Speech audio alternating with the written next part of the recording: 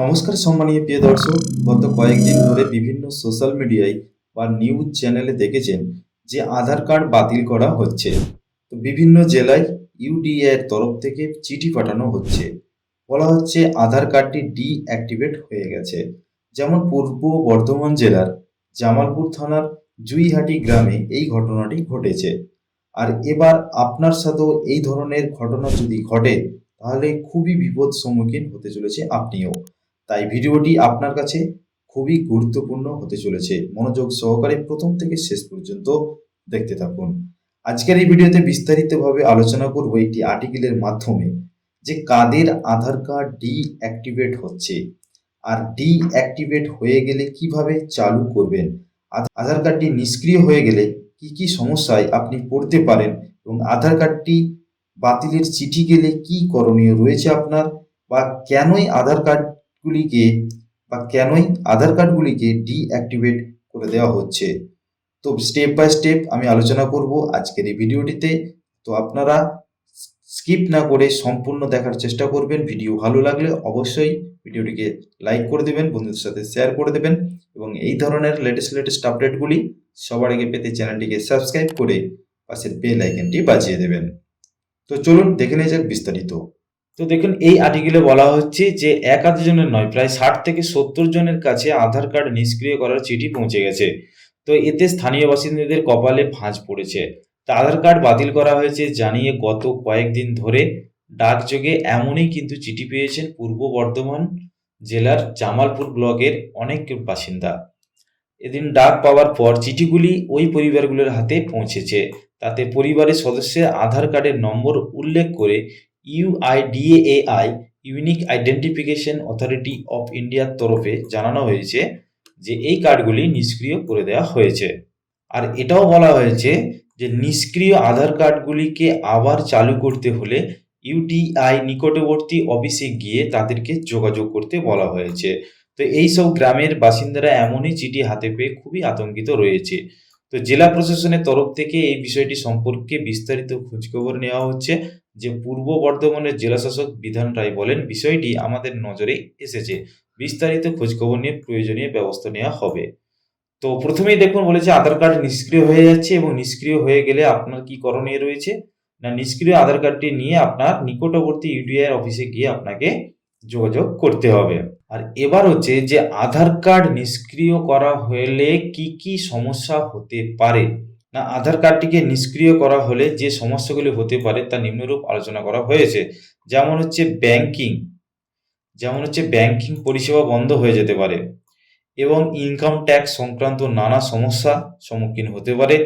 তো মোবাইলের সিম কার্ডের সমস্যাও দেখা দিতে পারে, এবং জমি কেনা বেচা করা যাবে না। তো অর্থাৎ আধার দিয়ে করতে হয় এমন কোনো রকম কাজ করা যাবে না। যেমন ধরুন, এরপর আধারের মাধ্যমে আপনি হয়তো ব্যাংকে গিয়ে টাকা তুলেন, সেটাও হয়তো বন্ধ হয়ে যাবে বা বন্ধ হয়ে যেতে পারে। এমনটাই কিন্তু সমস্যার মধ্যে আপনাকে কিন্তু পড়তে হবে যদি আপনার আধার কার্ডটি নিষ্ক্রিয় হয়ে যায়। আর এবার হচ্ছে আধার কার্ডটি বাতিলের চিঠি পেলে আপনার কি কি করণীয় রয়েছে, না আধার কার্ডটি ডিঅ্যাক্টিভেট হয়ে গেলে আপনার আধার কার্ড বাতিলের চিঠি যদি আপনি পেয়ে থাকেন, তাহলে আপনার আধার কার্ডটিকে সক্রিয় করার জন্য আঞ্চলিক অফিসে গিয়ে যোগাযোগ করতে হবে। অর্থাৎ আধার কার্ডটি বাতিলের চিঠি যদি আপনি পেয়ে থাকেন বা এই ধরনের চিঠি যদি ইস্যু হয়ে থাকে, তাহলে আর কোনো লোকাল আধার সেন্টার, পোস্ট অফিস বা ব্যাংকে গিয়েও এই আধার কার্ডটিকে অ্যাক্টিভেট করতে পারবেন না। অর্থাৎ লোকাল আধার সেন্টার থেকে ওই আধার কার্ডটিকে করা যাবে না আপডেট। আপনাদেরকে ওই নিষ্ক্রিয় আধার কার্ডটিকে নিয়ে যোগাযোগ করতে হবে নিজ নিজ রাজ্যের রিজিওনাল অফিসে গিয়ে আপনাকে কিন্তু যোগাযোগ করতে হবে। তো আপনার রাজ্যে অর্থাৎ পশ্চিমবঙ্গের ক্ষেত্রে রিজিওনাল অফিস কোথায় রয়েছে, তো এই বিষয় নিয়ে আমি পরবর্তী ভিডিও আপনাদেরকে দিয়ে দেবো। এছাড়াও আপনারা কি করবেন, যদি সমস্যা হয় সেক্ষেত্রে আপনাদের টোল ফ্রি নাম্বার 1947 নম্বরে কল করে আপনি কিন্তু বিশদ তথ্য ওইখান থেকে পেয়ে যাবেন। আর এবার হচ্ছে যে আধার কার্ডটি নিষ্ক্রিয় করা হবে, সেক্ষেত্রে যে চিঠিটি আসবে সেই চিঠিটিতে বলা থাকবে যে এনরোলমেন্ট অ্যান্ড আপডেট রেগুলেশন 2016 28 ধারা উল্লেখ করা হয়েছে, সংশ্লিষ্ট ব্যক্তি ভারতে থাকার প্রয়োজনীয় শর্তাবলী পূরণ করতে পারেনি, এমনই কিন্তু চিঠিতে বলা থাকবে।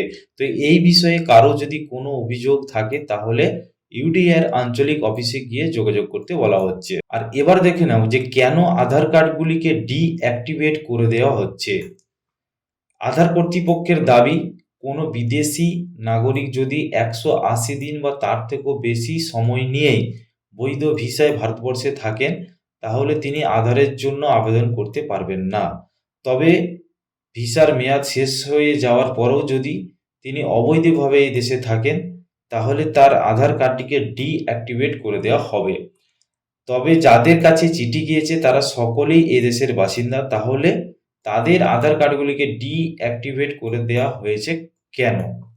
এই সূত্রে আধার কর্তৃপক্ষের ব্যাখ্যা অনুযায়ী 2010 থেকে 2014 সাল পর্যন্ত আধার কার্ড যারা করিয়েছেন কিন্তু অনেক ক্ষেত্রে প্রয়োজনীয় কাগজপত্র তারা জমা দেননি। এখন আধার কর্তৃপক্ষ ডাটাবেস পরীক্ষা করে তেমন ব্যক্তিদের নোটিশ পাঠাচ্ছেন যে নিষ্ক্রিয় আধার কার্ডের জন্য তারা প্রয়োজনীয় নথি জমা দিলেই আবার তাদের নিষ্ক্রিয় আধার কার্ডকে সক্রিয় করে দেওয়া হবে।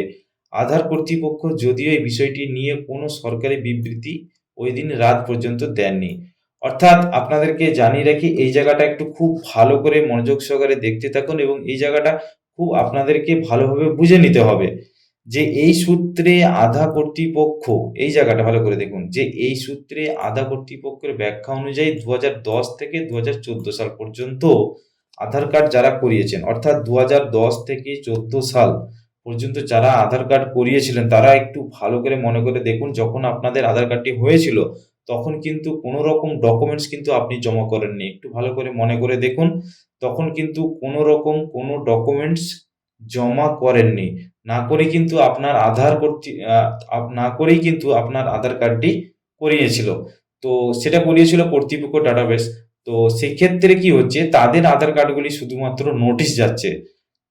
তো সেক্ষেত্রে আমি বলবো, আমার যেটা আইডিয়া বা যেটা ধারণা, তো আমি বর্তমানে আধারের কাজ করি, তো সেক্ষেত্রে বলবো আপনারা আপনাদের আধার কার্ডটিকে এখনই জলদি আপনার নোটিশ যদি না এসে থাকে সেক্ষেত্রে বলবো আধার কার্ডটিকে ডকুমেন্টস আপডেট করিয়ে নিন।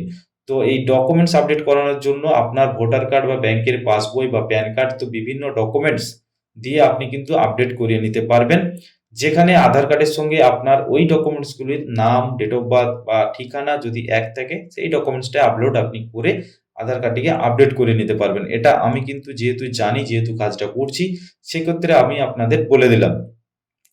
তো এই কাজটিও কিন্তু আপনারা কিভাবে করবেন সেটাও আমি পরবর্তী ভিডিওতে আমি দেখিয়ে দেবো।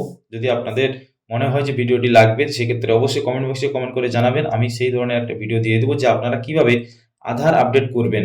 তো এর আগেও একটা আধার আপডেটের ভিডিও দিয়েছিলাম, তো সেই ভিডিওর লিঙ্ক আমার ভিডিও ডিসক্রিপশন বক্সে দিয়ে দেবো, সেটাও আপনারা দেখে নিতে পারেন।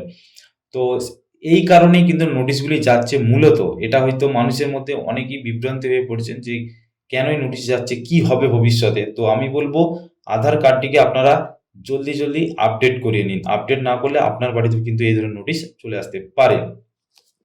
তো দেখুন, এখানটায় বলা হচ্ছে যে আধার পরিষেবা কেন্দ্রের একজন ইনচার্জের দেওয়া তথ্য অনুযায়ী বিগত 10 বছরের মতো সময়ের মধ্যে আধার কার্ডের কোনো ধরনের সংশোধন করে থাকলে তাহলে তাদের ইকেওয়াইসি অবশ্যই হয়েছিল। কিন্তু এমন অনেকজনই রয়েছেন যাদের ঠিকানা, মোবাইল নম্বর একই থাকে বা আধার কার্ড তৈরির পর কোনো রকম কোনো পরিবর্তন হয়নি।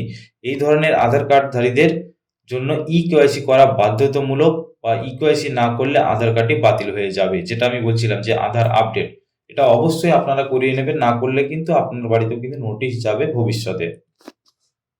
এখানটা একটু ভালো করে দেখুন, যারা এখনো এই কাজ করেনি তারা দ্রুত তাদের আধার কার্ডটিকে ফ্রিতে অনলাইনের মাধ্যমে ডকুমেন্টস আপডেট করে ফেলুন, যেটা আমি একটু আগেই বলছিলাম। তো এই সমস্যা রাতে আপনাকে অবশ্যই আধার কার্ডটিকে আপডেট করাতে হবে এবং ইউডিআই এর মতে যাদের আধার কার্ড পুরনো এবং তারা এখন পর্যন্ত ডকুমেন্টস আপডেট বা বায়োমেট্রিক আপডেট করেননি, তারা অবিলম্বে আধার পরিষেবা কেন্দ্রে বা অনলাইনের মাধ্যমে এই আপডেট করিয়ে নিতে পারেন। তো 10 বছরের পুরনো আধার কার্ডগুলিকে আপডেট করা বাধ্যতামূলক হয়েছে, অর্থাৎ আপনার আধার কার্ডটা যদি 10 বছরের পুরাতন হয়ে যায় সেক্ষেত্রে অবশ্যই আপনাকে ডকুমেন্টস আপডেট করতেই হবে। তো আধার আপডেট কিভাবে করবেন না, আপনি ঘরে বসে নিজের মোবাইলের মাধ্যমে অনলাইনে আধার ডকুমেন্টস আপডেট করতে পারেন, অথবা আপনার কাছাকাছি যে সিএসসি সেন্টার রয়েছে, সেখানে গিয়েও কিন্তু আপনি আধার আপডেট করিয়ে নিতে পারেন।